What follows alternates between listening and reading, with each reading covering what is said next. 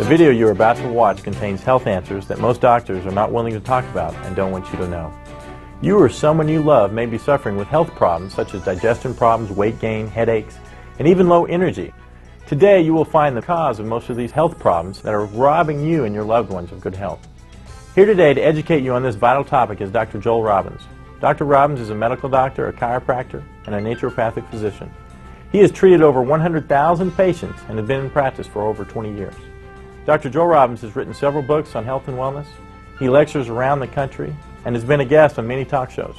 In fact, the United States Air Force called him to Washington to help them improve the health of their pilots. Dr. Joel Robbins is a true living example of someone who walks his talk. At the age of 47, he still looks like he is in his 30s. Please pay close attention now as he shares with you today the major cause of most of you and your family's health concerns. In traditional medicine, and unfortunately in complementary health care, we look at the symptom and we say, all right, with that symptom, this diagnosis, what remedy do we give? Is it a drug? Is it surgery? Is it an herb? Is it colonic therapy, acupuncture? What is it? But we fail to ask the primary question, the basic question, which is, what is the cause? If you have a headache and you go to the doctor, he prescribes aspirin, you take the aspirin, your headache goes away. What would logic tell you as to the cause of your headache? Well, that's simple, aspirin deficiency. And yet, there's no such thing. We do not get a headache due to a salicylic acid deficiency. We haven't asked what the cause is. This is like hearing the fire alarm go off in your home and you run up and find the wires to the fire alarm and cut the wire and think, okay, I don't hear the fire alarm anymore, therefore there's no more fire. That's ridiculous. The problem with not looking at causes is that while we're getting relief, we continue to poison the body, we continue to weaken it, and ultimately we end up with some disease process. I believe the number one cause of health problems is auto-intoxication. Auto meaning self, intoxication meaning poisoning. We poison ourselves by our faulty lifestyle. Yes, most of the time out of ignorance. What is the most common cause of auto-intoxication? It's poor bowel function or poor colon health. Oh, come on, you say. That's ridiculous. Well, let me tell you something. There are medical studies that say otherwise. Here are some very interesting facts about our colon.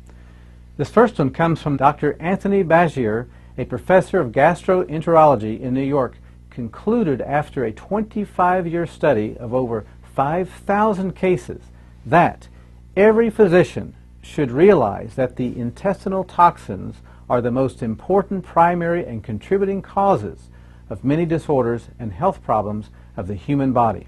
That's profound.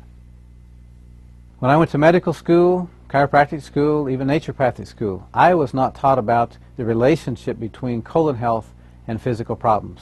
That is sad. But after 20 plus years of clinical experience and also the hundreds of medical studies, we now know better. The health of the colon does make a difference. In this video, we're going to learn how poor colon health can lead to serious health problems. We're going to learn what auto-intoxication is, what causes it, and what we can do about it. Many of you are hurting, many of you are frustrated, you have health problems you're not finding answers for. Just listen up. We're going to give you hope. There is a solution. To understand auto-intoxication and its relationship to colon health and our health, we need to have a quick anatomy lesson. Let's look at the digestive system.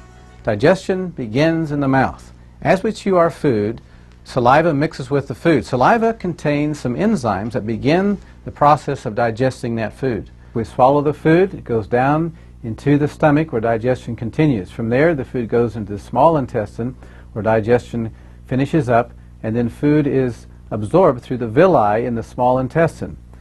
After digestion, after absorption, the food is passed on into the large intestine and becomes fecal matter. It goes across the transverse to descending colon, the sigmoid colon, and out through the rectum. Here's a diagram of your small intestine. It is about 25 feet in length and approximately the width of your thumb. On the close-up here, we see what are called villi. These are finger-like projections through which nutrition is absorbed into the bloodstream to nourish the body.